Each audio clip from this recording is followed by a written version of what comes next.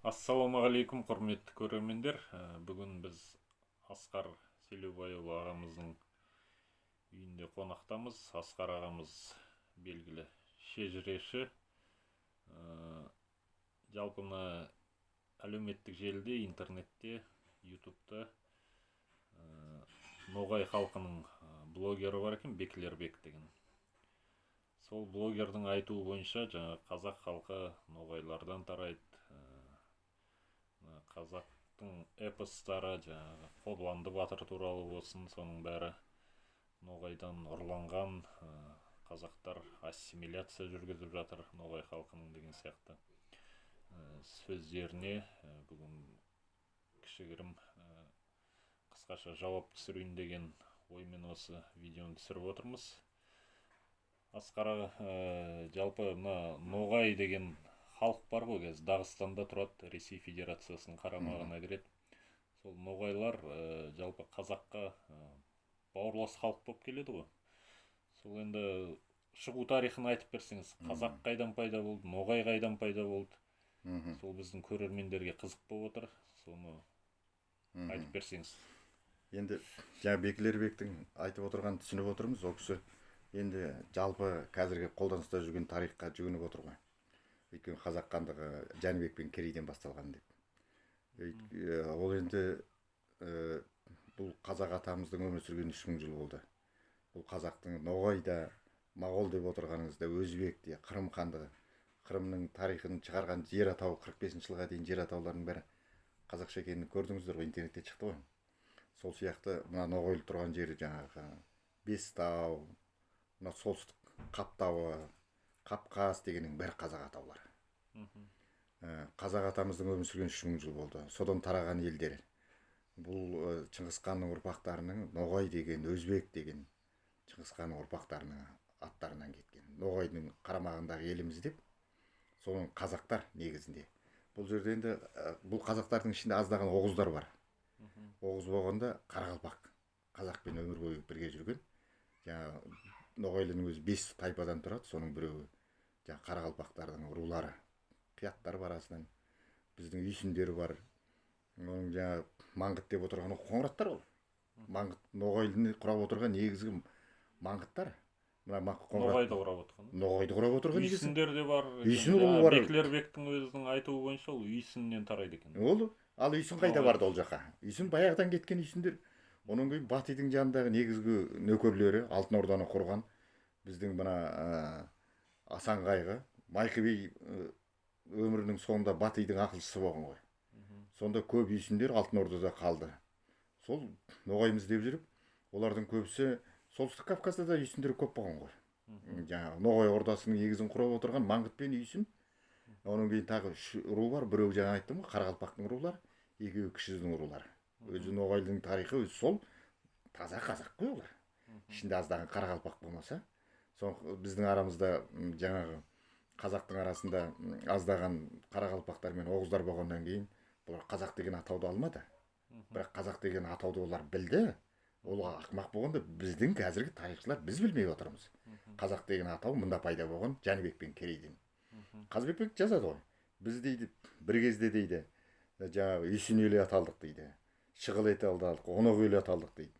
Кейін қазір жолбарыстың елі болып отырмыз дейді. Бірақ біз еш уақытта қазақ емеспіз деп айтқан емеспіз дейді. Сол сияқты қазақтың әр тайпасының өзі бірнеше мемлекет құрған.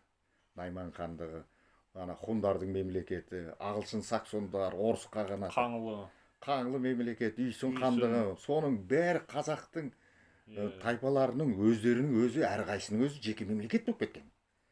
Сол сияқты жаңағы Шыңғысханның ұрпақтарында жаңағы мына моғол, өзбек, ноғай деп отырған Шыңғысханның атауларынан, ұрпақтарынан. Моғол деген кірмейді ол жерге. Өзбек деген ханның аты. Мына Башқұрт деген де ханның аты. Әйтпесе олар естек болатын. Башқұрт деген Шыңғысханның жошының бір шөбересі билеп, немересі ма, шөбересі ұмытып отырмын. Сол қарамағында елдер Башқұртаймыз деп, Башқұрттың елімізде Башқұрт аталды. Мына ноғай деген де содан шыққан. Бұлар солтүстік Кавказда кіші ноғай, үлкен ноғай болып бөлініп, орыстар арасына.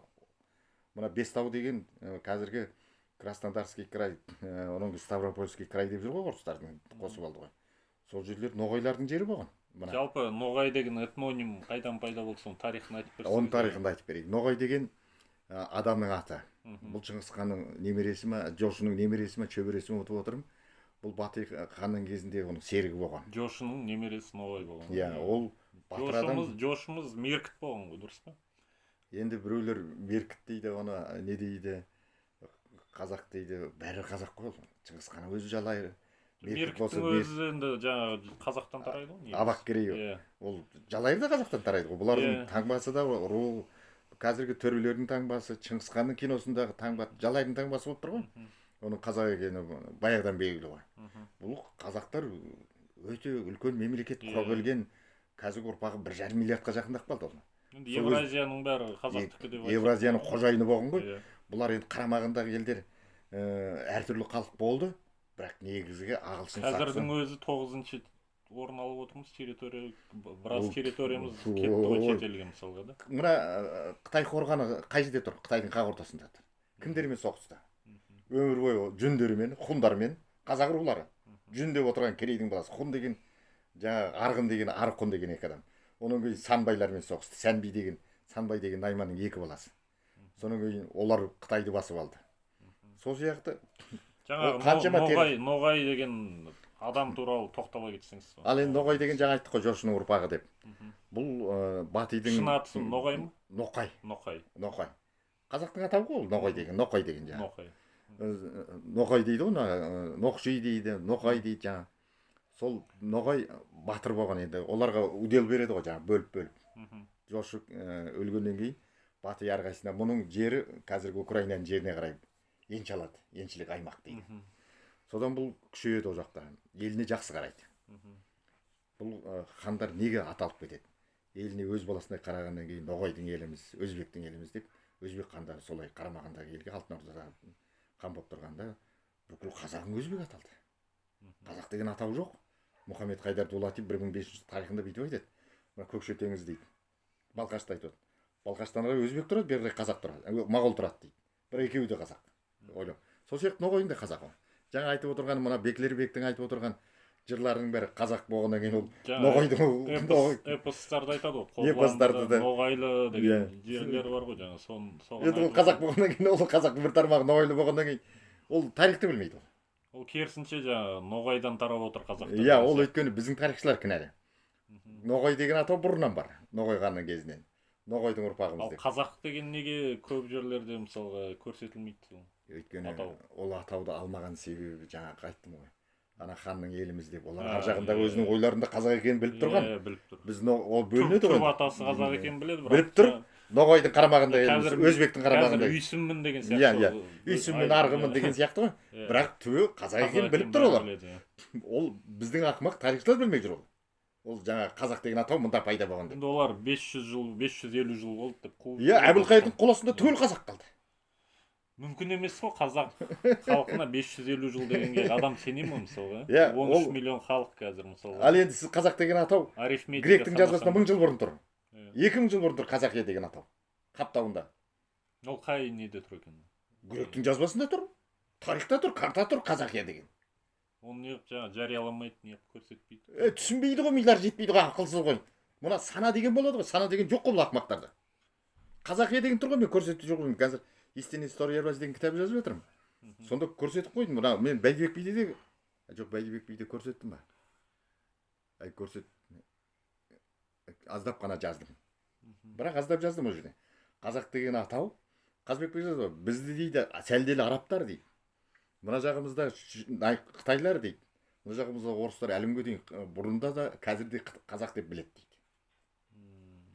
Сәлделі арабтар дейді. Оңтүстігіміздегі мына шүршіттер дейді, Қытайлар дейді. Бізді өмір бойы қазақ деп атап келді дейді. Ал біз жаңа Хун болсақ та, Найман болсақ та, Үйсін болсақ та, Қаңлы болсақ та, Қыпшақ болсақ та төбеміздің қазақ екенін аталарымыз білді.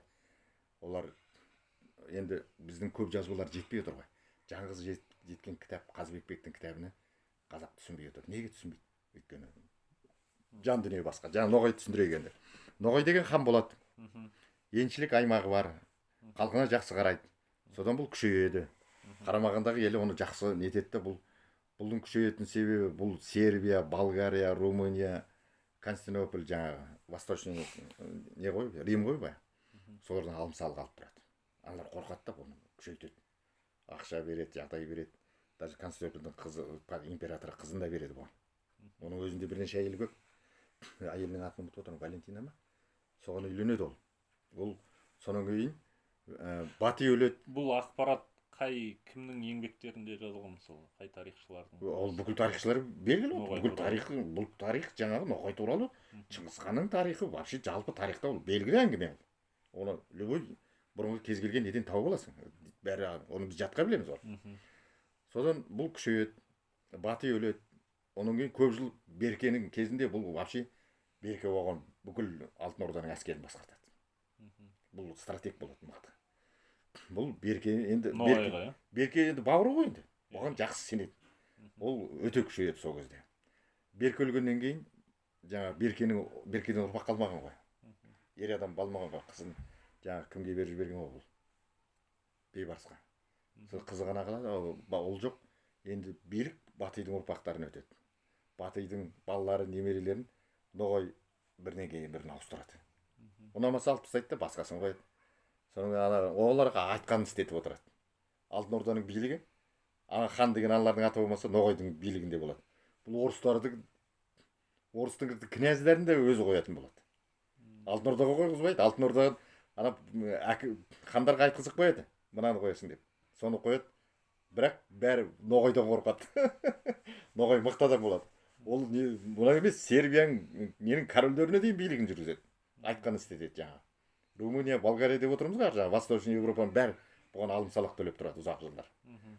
Бұл енді әбден 60-тан асқан кезінде Батыйдың ұрпақтарын ауыстыра береді ол біріне. Қазір атын отырым Тоқай темір ме еді, Бұқа темір ме еді. Сол күшейеді ол. Ноғай өзі хан қойған ғой оны, сайлаған. Жаңа сонда бұл күшейіп алады да Ноғайға айтады, сен Алтын Ордаға вассалсың ғой, сен давай алым салық төле дейді. Сен бағын дейді. Боқмұрын сені кеше ғана мен хан сайлап едім ғой дейді. Екеуі сөзге келіп ерексет, содан Алтын Орданың бүкіл әскерін жинайды, 300 мың әскері. Ноғайға қарсы шығады, Ноғайда да 300 мың әскер бар екен. Былайша айтқанда көбісі қазақ қой сол. Днепрдің жағасында соғысады, бір ай бойы дейді. Днепр қан болып ағып жатты дейді. Бұл орыстың жазбаларынан шығарып отыр. Сонда Ноғай жеңіледі, қолға түседі. Бірақ ол ханның ұрпағы болғандықтан Шыңғысхан оған хан шығармай жаңа кезге орайды да. Сондай өліммен өлтіреді ол. Ноғай. Ұрпақтарының бәрін бытшын шығарып қуалайды. Ноғай ордасы деген содан ба? Иә, Ноғайдың ордасы деген Ноғайдың қарамағындағы елдер. Ноғайская орда деп. Иә, Ноғайдың қарамағындағы елімізде өздері Ноғай атап әлі күнге дейін Ноғай аталып жүр. Ал шындығында әлі күнге дейін. Ал шындығында ол қазақ оның көбісі. Соның 90% қазақ. Қазақтың рулары бар ғой сол. Қазақтың рулары ғой көрініп тұр ғой. Үйсінбіз дегеннен кейін жаңағы Маңғытбыз дегенге белгілі ғой. Америка ашып керек жоқ қой. Анау Белдербек ол өзінше қуып жүр, ол тарихты білмейді. Отырмақ оның академиктері білмейді. Олар жаңағы қазір мына Ресейдің территориясында қалып қойғанда қазір ассимиляция негізі Ресей жақтан жүріп отыр. Бұлар жаңа онша өздерінің тілі бәрі жойылып жатыр да бұлардың. Тілі қазақтың тілі, дәстүрі, өлеңі. Жаңа Ж деген әріпті бұлар я, ю деп. Бұл бұрынғы тілде қазақ тілінде. Жұмыртқа деген сияқты. Юмыртқа деп атады. Оғыз тілінде солай болған. Біздің бұрынғы ескі тілде сонда аржақ деп, варяк деп отырған аржақтан келгендер. Аряқ деп. Аряқ деп, варяк деп кеткен. Бұл қазіргі мына оғыз халықтар әлі күнге дейін ясаймын дейді. Я деп айтады, ясаймын дейді. Жер деген ер дейді. Бірдей ғой тілі негізі. Тіл бір түсінеміз ғой бізді. Бір тіл. Сол бір әріп болмаса жаңағы. Бұлардың Ноғайлардың несін қарап отыршы жаңағы. Музыкасы, әуезі, әуен түгелмен қазақпен бірдей. Кішкене ғана айырмашылық бар енді, араласпағаннан кейін, екі елдің арасы ажырағаннан кейін. Қалайша жаңа Дағыстанда қалып қойған бұлар сол жақта мекендеп қалып қойған. Қазақтың жері өзінің жерінде тұр ғой. Өзінің жерінде тұр ғой. Қарасы Дағыстанның кім жаңағы? Құмықтары бар. Құмығың бар. Авары бар. Даргинецтер бар. Солардың бәрі қазақтар ғой. Кавказдың халықтарымен араласқан. Кішкене түрі өзгерген, ассимиляцияға түскен енді. Аналардан әйел ала бергеннен кейін Кавказдың халықтарымен мынау Әзербайжан дегенде қазақтың атауы. Әзер дейді. Өздерін Азерміз дейді. Байжан деген, бай деген біздің атау ғой ол. Байұлы. Соның атынан. Қазіргі Әзербайжандар мен түріктердің бір жақындығы бар. Оғыздар ғой негізі. Оғыздар ғой. Тілдері бір кішкене. Бірақ Әзербайжанның 40% қазақтың ұрпағы. Иә. Бір қара халқы оғыздар болған. Турцияның да Қазір мына халқы түр мына физиономия дейміз ғой, түр ауысу жаңағы кавказдықтармен құдаласқандықтан кішкене бұл сонан кейін мына медицинада мынадай термин бар, ген деген бар. Ген беріледі әкесінен. Әкесінен 30 мың ген беріледі екен. Егер ол 100 мың ген берілсе, ол әкесінен аумай қалып қалады. шешесі жағына да қарайды. Ол шешесіне қарайды. Ішкен тамағына, ауа райына, ішкен суына. Соған байланысты мысалы, анау ағылшын саксондарда ақ сап-сары болып кетті. Олар шошқаның етін жейді. Оны күн көрмейді. Күн ыстымайды ол жерде. Климат, ауа райы ол жерде, ол жақта 25 градус, 30 градус болса ойбай күйіп кеттік дейді. Бізде 40 градусқа дейін барады. Бұл кетпейді. 25 градус ол. Бізде бір күнде жаз бойы 30-35-ден асып. Содан бұл жеген тамағына, ішкен суына, оның кейін алған әйеліне байланысты. Біздің шешелеріміздің бәрі қалмақпен Қытайдың қызы еді ғой. Қолға түскен қалмақты 3 жыл соғыстық. Біздің жартымыздан көбісі қалмақтың қызына туғанбыз ғой, қазақтың көбісі. Қандай біздің хандардың көбісі. Құдаласқан. Құдаласпай қолға түскен қызды тегін ала береді ғой, қалың баласы.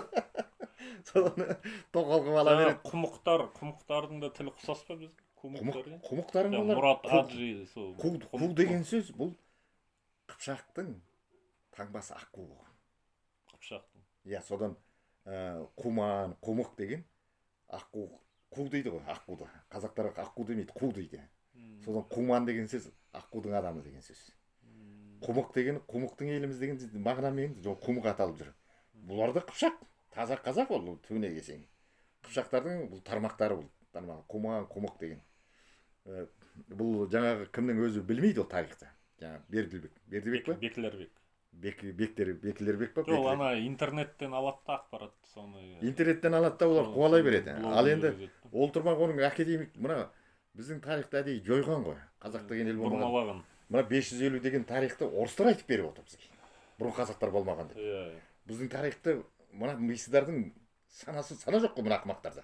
Біздің тарихшыларда. Тікелей айтамын мен. Бұларда сана жоқ ақымақ. Қазақтарды алдап жүр бұл ақымақтар. Кеңес одағы кезінде алған ғой жаңағы несі. Кеңес уақытында әдейі жазып тастады ғой. Сендердің тарихтарың Жәнібек пен Керейден болса бұрын қазақ. Өйткені құл жасау керек қой. Құл жасау керек. Тарихы терең болмаса құл болады. Адамның санасы тарихына, ата дәстүріне байланысты.